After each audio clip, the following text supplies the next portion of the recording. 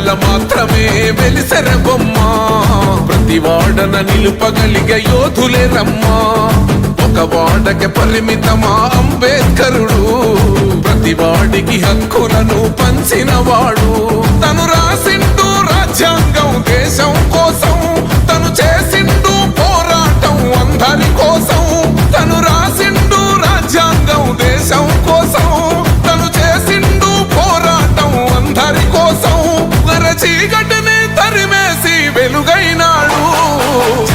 జై భీం జనగుండె నినాదం అందరం ఒకటై గెలవాలి సమాజం జై భీం ఒక యుద్ధ నినాదం అందరి కోసం గది పోరు ప్రవాహం